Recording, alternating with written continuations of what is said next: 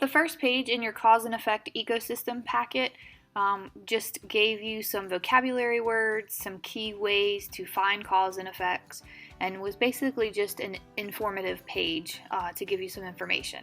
The first thing that you had to do was on the second page where it talks about kinds of ecosystem. It told you that in the second paragraph what happens when the coral skeletons build on top of one another. Underline the effect. Well, when they build on top of one another, they move towards the light. So I highlighted it instead of underlining it. The other thing you had to do was at the bottom, it said what would happen if the coral reefs disappeared.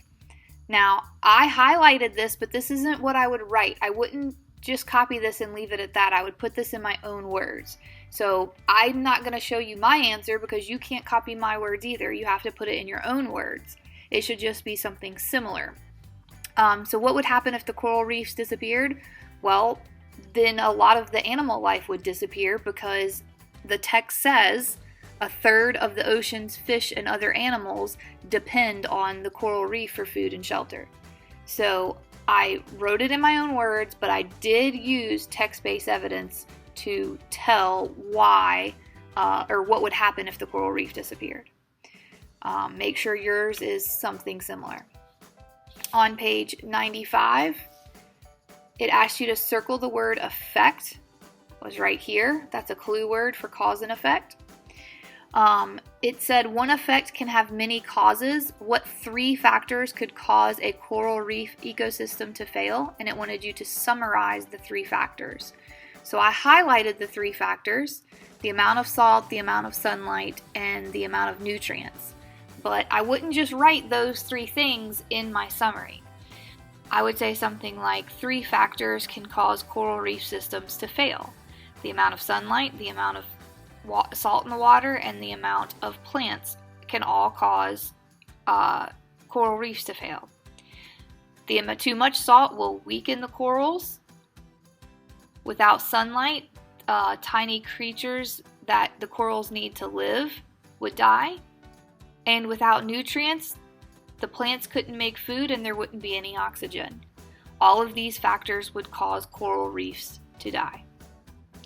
So I took text-based evidence and I wrote a summary of those events. All right, now we're going to look on page 96. On 96, it asked you what effect occurs if the lynx eat too many rabbits. It asked you to underline the effect. Well, if the lynx eat too many rabbits, 2 things are going to happen. There's 2 effects. The lynx population is going to go hungry, and some of the lynx are going to die. If they eat all the rabbits, there's going to be no food there for them to eat, so they'll eventually die. At the bottom, it said to summarize the events that might cause an ecosystem to lose its balance. So the events from the text were changes in weather, changes in the land, and a forest fire, which really, a forest fire would kind of go along with changes in the land. But you don't just write those 3 things and you're done. You have to summarize the events. So 3 things could cause an ecosystem to lose their balance: changes in weather, the land, or a forest fire.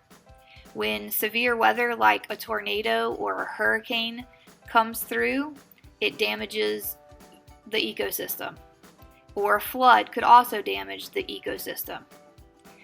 This will change the land. It will make the land look different, and therefore the animals that live in the ecosystem won't have any place to live.